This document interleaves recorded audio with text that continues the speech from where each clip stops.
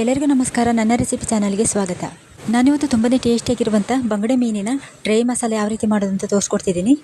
ಅದಕ್ಕಿಂತ ಮೊದಲು first time ನನ್ನ ಚಾನಲ್ ನೋಡ್ತಿದ್ರೆ ಸಬ್ಸ್ಕ್ರೈಬ್ ಮಾಡ್ಕೊಳ್ಳಿ. ಹಾಗೆಯೇ ಲೈಕ್, ಶೇರ್, ಕಮೆಂಟ್ ಮಾಡಿ. ಮತ್ತು ನನ್ನ ಚಾನಲ್ಗೆ ನೀವೆಲ್ಲರೂ ತುಂಬಾ ಸಪೋರ್ಟ್ ಮಾಡ್ತೀರಿ ಅಂತ ಹೇಳ್ತಾ ಈಗ ಬನ್ನಿ ವಿಡಿಯೋ ಶುರು ಮಾಡೋಣ. ಬಂಗಡೆ ಮೀನಿನ ಡ್ರೈ ಮಸಾಲ ಮಾಡ್ಕೊಳ್ಳೋದಕ್ಕೆ ನಾನಿಲ್ಲಿ 4 ಬಂಗಡೆ ಮೀನನ್ನು ತಗೊಂಡಿದ್ದೀನಿ. ಮೀನನ್ನು ಚೆನ್ನಾಗಿ ಕ್ಲೀನ್ ಮಾಡಿ ಅದಕ್ಕೆ ಸ್ವಲ್ಪ ಉಪ್ಪು ಹಾಕಿ ಅರ್ಧ ಗಂಟೆ ಹಾಗೆಯೇ ಬಿಟ್ಟಿದೆ. ಬಂಗಡೆ ಮೀನನ್ನು ಒಳಗಡೆ ಮತ್ತು ಹೊರಗಡೆ ಚೆನ್ನಾಗಿ ಕ್ಲೀನ್ ಮಾಡ್ಕೊಂಡಾದ ನಂತರ ಈ ರೀತಿ ಚಿಕ್ಕದಾಗಿ ಕಟ್ ಮಾಡ್ಕೊಳ್ಬೇಕು. ಈ ಥರ ಕಟ್ ಮಾಡ್ಕೊಳ್ಳೋದ್ರಿಂದ ಮೀನಿಗೆಲ್ಲ ಮಸಾಲೆ ಚೆನ್ನಾಗಿ ಹಿಡಿಯುತ್ತೆ. ಹಾಗಾಗಿ ಮೀನನ್ನು ಚಿಕ್ಕದಾಗಿ ಕಟ್ ಮಾಡ್ಕೊಳ್ಬೇಕು. ಸ್ವಲ್ಪ ದೊಡ್ಡದಾಗಿ ಕಟ್ ಮಾಡಿಕೊಂಡ್ರೆ ಆ ಕಡೆ ಈ ಕಡೆ ಮಗ್ಚೆ ಹಾಕುವಾಗ ಮೀನು ಕಟ್ಟಾಗುವ ಚಾನ್ಸಸ್ ಇರುತ್ತೆ. ಇದನ್ನು ರೆಡಿ ಮಾಡ್ಕೊಂಡಾದ ನಂತರ ಒಂದು ಮಿಕ್ಸಿ ಜಾರ್ ತಗೊಂಡು ಅದಕ್ಕೆ 1 ಕಪ್ ಟೊಮೊಟೊ ಹಾಕೊಳ್ತಾ ಇದ್ದೀನಿ. ಅದೇ ರೀತಿ 1 ಕಪ್ ಈರುಳ್ಳಿ ಕೂಡ ಸಣ್ಣದಾಗಿ ಕಟ್ ಮಾಡಿ ಹಾಕೊಳ್ತಾ ಇದ್ದೀನಿ. ಮತ್ತು 7 ರಿಂದ 8 ಬೆಳ್ಳುಳ್ಳಿ ಹೆಸರುಗಳನ್ನು ಬಿಡಿಸಿ ಹಾಕೊಳ್ತಾ ಇದ್ದೀನಿ. ಹಾಗೆಯೇ 1 ಚಮಚ ಆಗೋಷ್ಟು ಕಾಳುಮೆಣಸು ಹಾಕೊಳ್ತಾ ಇದ್ದೀನಿ. ಕಾಳುಮೆಣಸು ಹಾಕೊಳ್ಳೋದ್ರಿಂದ ಟೇಸ್ಟ್ ತುಂಬಾ ಚೆನ್ನಾಗಿರುತ್ತೆ. ಮತ್ತು 1/4 ಚಮಚ ಅರಿಶಿನ ಪುಡಿ ಮತ್ತು 1 ಚಮಚ ಅಚ್ಚಕಾರದ ಪುಡಿ ಹಾಕೊಳ್ತಾ ಇದ್ದೀನಿ. ಇದಕ್ಕೆ ಖಾರ ಪುಡಿ ಹಾಕೊಳ್ಬೋದು, ಇಲ್ಲಾಂತಂದರೆ ಮೆಣಸಿನ್ಕಾಯಿನೂ ರೋಸ್ಟ್ ಮಾಡಿ ಕೂಡ ಸೇರಿಸ್ಕೊಳ್ಬೋದು. ಇಷ್ಟನ್ನು ಹಾಕಿ ಸ್ವಲ್ಪ ನೀರು ಸೇರಿಸಿ ತುಂಬಾ ನುಣ್ಣಗೆ ರುಬ್ಕೊಳ್ಬೇಕು. ನಾನೀಗ ಇದನ್ನು ಮಿಕ್ಸಿ ಮಾಡ್ಕೊಂಡು ಬಂದಾಯಿತು. ತುಂಬಾ ನುಣ್ಣಗೆ ಪೇಸ್ಟ್ ಮಾಡ್ಕೊಂಡಿದ್ದೀನಿ. ಈ ರೀತಿ ತುಂಬಾ ನುಣ್ಣಗೆ ಪೇಸ್ಟ್ ಮಾಡ್ಕೊಳ್ಳೋದ್ರಿಂದ ಮೀನಿಗೆಲ್ಲ ತುಂಬಾ ಚೆನ್ನಾಗಿ ಮಸಾಲೆ ಹಿಡಿಯುತ್ತೆ ಮತ್ತು ಟೇಸ್ಟ್ ಕೂಡ ತುಂಬಾ ಚೆನ್ನಾಗಿ ಬರುತ್ತೆ.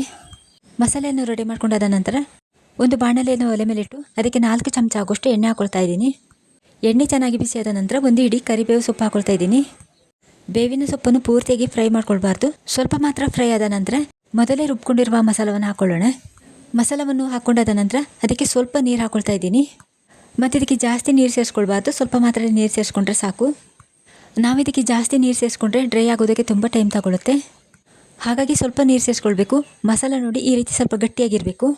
ಮಸಾಲವನ್ನು ನಾವು ಇಷ್ಟು ಗಟ್ಟಿಯಾಗಿ ಮಾಡಿಕೊಂಡ್ರೆ ಬೇಗನೆ ಡ್ರೈ ಆಗುತ್ತೆ, ತುಂಬ ಹೊತ್ತು ತಗೊಳ್ಳೋದಿಲ್ಲ.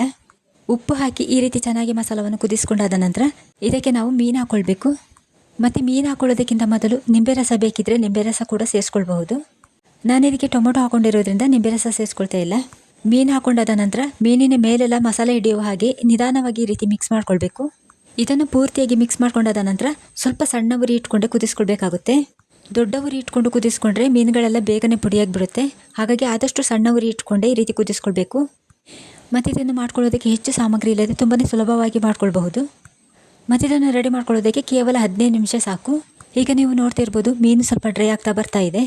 ತುಂಬಾ ಡ್ರೈ ಆಗೋದು ಬೇಡ ಅಂತಂದರೆ ಇಷ್ಟು ಮಾಡಿಕೊಂಡ್ರೆ ಸಾಕು. ನಾನು ಇದನ್ನು ಪೂರ್ತಿಯಾಗಿ ಡ್ರೈ ಮಾಡ್ಕೊಳ್ತಾ ಇದ್ದೀನಿ. ಈಗ ಇದು ರೆಡಿ ಆಯಿತು. ಈಗ ಇದನ್ನೊಂದು ಪ್ಲೇಟಿಗೆ ಹಾಕೊಳ್ತಾ ಇದ್ದೀನಿ. ನಾವು ಈ ರೀತಿ ಡ್ರೈ ಮಸಾಲ ಮಾಡಿಕೊಂಡ್ರೆ ಇದನ್ನು ತುಂಬ ದಿನ ಇಟ್ಕೊಂಡು ತಿನ್ಬೋದು. ಈ ಡ್ರೈ ಮಸಾಲವನ್ನು ನಾವು ನೀರು ದೋಸೆ ಜೊತೆ ಹಾಕ್ಕೊಂಡು ತಿಂದರೆ ತುಂಬಾ ಟೇಸ್ಟಿಯಾಗಿರುತ್ತೆ. ಈ ರೆಸಿಪಿ ಇಷ್ಟ ಆಯಿತು ಅಂತಂದರೆ ನೀವು ಕೂಡ ಮನೆಯಲ್ಲಿ ಒಂದು ಸಲ ಮಾಡ್ಕೊಂಡು ತಿಂದು ನೋಡಿ, ತುಂಬಾ ಟೇಸ್ಟಿಯಾಗಿರುತ್ತೆ. ಈ ರೆಸಿಪಿ ನಿಮಗೆ ಸ್ವಲ್ಪನಾದರೂ ಇಷ್ಟ ಆಯಿತು ಅಂತಂದರೆ ನೀವು ನನ್ನ ಚಾನಲ್ನ ಸಬ್ಸ್ಕ್ರೈಬ್ ಮಾಡ್ಕೊಳ್ಳಿ, ಹಾಗೆ ಒಂದು ಲೈಕ್ ಕೊಡಿ.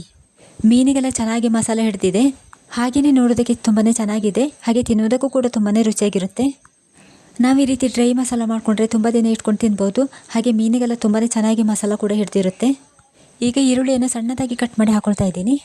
ಈಗ ಬಂಗುಡೆ ಮೀನಿನ ಡ್ರೈ ಮಸಾಲ ರೆಡಿ ಆಯಿತು. ಇಲ್ಲಿಗೆ ಇವತ್ತಿನ ವಿಡಿಯೋ ಮುಗಿಸ್ತಿದ್ದೀನಿ. ನನ್ನ ರೆಸಿಪಿ ನಿಮಗೆ ಇಷ್ಟ ಆಗಿದ್ದರೆ ಸಬ್ಸ್ಕ್ರೈಬ್ ಮಾಡ್ಕೊಳ್ಳಿ, ಲೈಕ್ ಕೊಡಿ. ವಿಡಿಯೋ ಇಷ್ಟ ಆದರೆ ಶೇರ್ ಮಾಡಿ, ಕಮೆಂಟ್ ಮಾಡಿ. ಮುಂದಿನ ಹೊಸ ರೆಸಿಪಿಯೊಂದಿಗೆ ಸಿಗೋಣ. ಎಲ್ಲರಿಗೂ ಬಾಯ್ ಬಾಯ್. ಇಷ್ಟು ಹೊತ್ತು ನನ್ನ ವಿಡಿಯೋ ನೋಡಿದ್ದಕ್ಕೆ ಧನ್ಯವಾದ. Thank you.